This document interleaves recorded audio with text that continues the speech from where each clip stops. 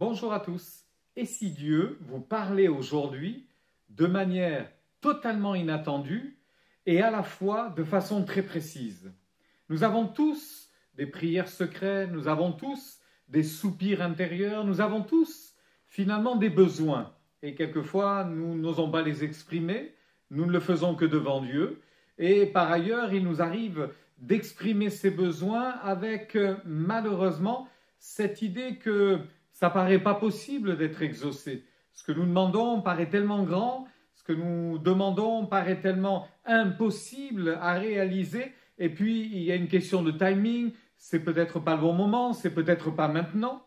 Regardez ce qui s'est passé dans le deuxième livre des rois au chapitre 5, lorsque cet homme malade, général d'armée syrien, cet homme malade entend dans sa maison une jeune fille lui dire « Ah, si tu étais dans mon pays, je sais que le prophète te guérirait de ta maladie. » Cette parole n'est pas tombée, évidemment, dans l'oreille d'un sourd, mais vous comprenez que l'attention, la promesse est totalement inattendue.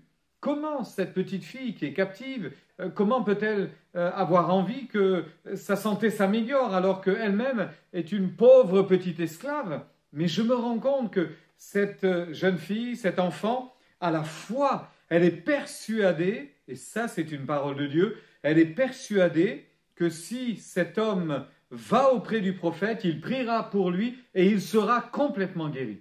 Ça c'est une parole de Dieu. Et heureusement que cet homme a été attentif à cette parole. Un peu plus loin, au chapitre 7, la ville de Samarie se trouve dans une situation épouvantable. Une famine, un siège, ils vont mourir dans peu de temps, les choses vont très mal. Et voilà que le prophète se met à dire un jour comme cela, « Demain, à cette heure-ci, tout le monde aura à manger. Demain, à cette heure-ci, on pourra acheter avec une pièce d'argent 10 kilos de farine, 20 kilos d'orge. » Ça paraît tellement impossible. Mais c'était une parole de Dieu. Et voilà que la parole va s'accomplir.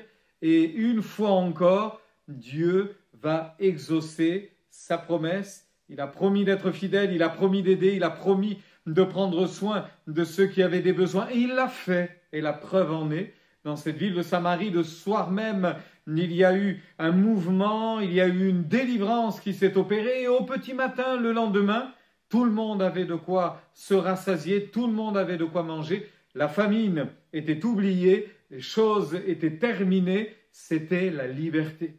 Un général a retrouvé la santé, un général a été guéri de sa maladie incurable. Cette ville de Samarie a retrouvé l'espoir et a retrouvé une vie normale. Tout cela parce qu'une petite fille, un homme de Dieu, avait une parole de Dieu. Et cette parole a été écoutée. Et cette parole a été entendue. Alors je prie pour qu'aujourd'hui, il y ait une parole de Dieu pour vous. Il y a une parole de Dieu certainement pour fortifier nos âmes, nous encourager. Et je prie pour qu'aujourd'hui, ce soit un jour de grâce. Que le Seigneur vous bénisse.